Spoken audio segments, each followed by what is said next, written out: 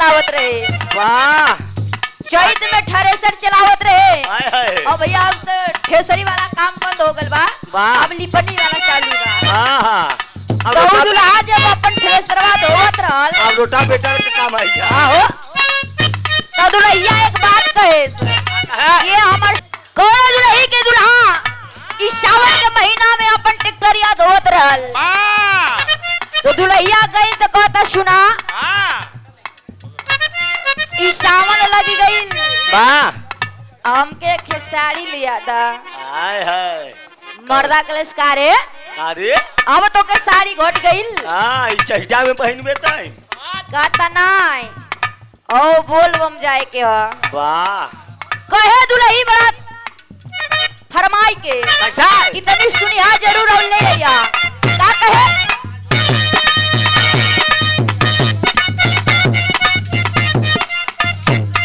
ये कहे कि बोल बम के साड़ी चाहिए सब का से बेटा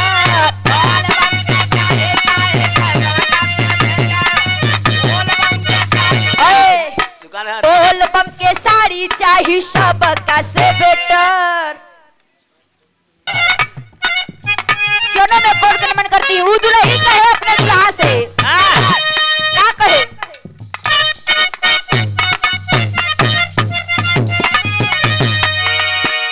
कि बोल बम के साड़ी चाहिए सब का से बेटर।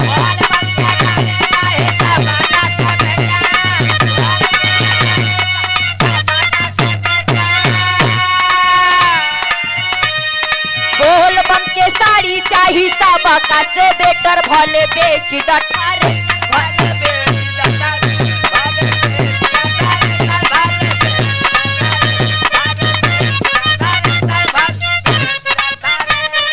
बाबू दुल्हा कहे ये लगे रे भैया दुल्हा कहे का कि बारह से दा पानी खेता हो खेता जोताई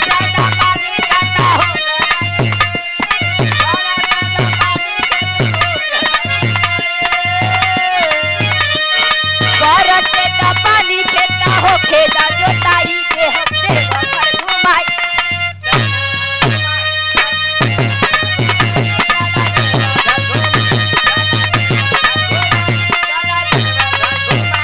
दुल्हा के सबर रखे हमार धनिया तनी बारिश होके जब जोताई होताई करब अब तो 50 रुपया मिलता जब 500 के मिले तब तो के देव देव घर घुमाई।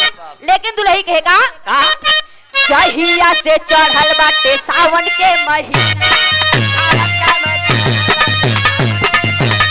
अरे सावन के एको दिन दर्शन करवाला नहीं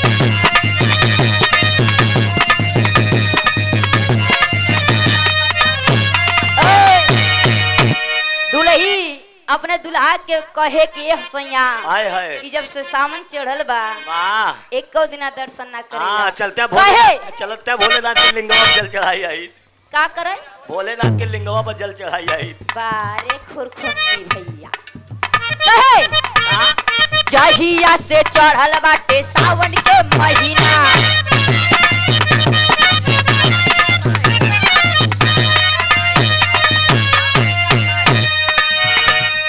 कहू न दर्शन करौला एक दिना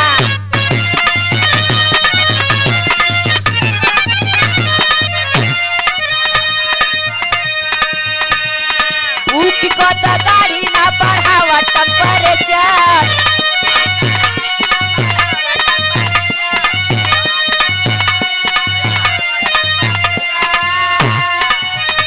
दुल्ही कहे कि अब देरी मत करना हमारा टेम्परेचर हाई होता का कहे गरम होता कि भूख कत गाड़ी ना बढ़ावा टेम्परेचर दे बदे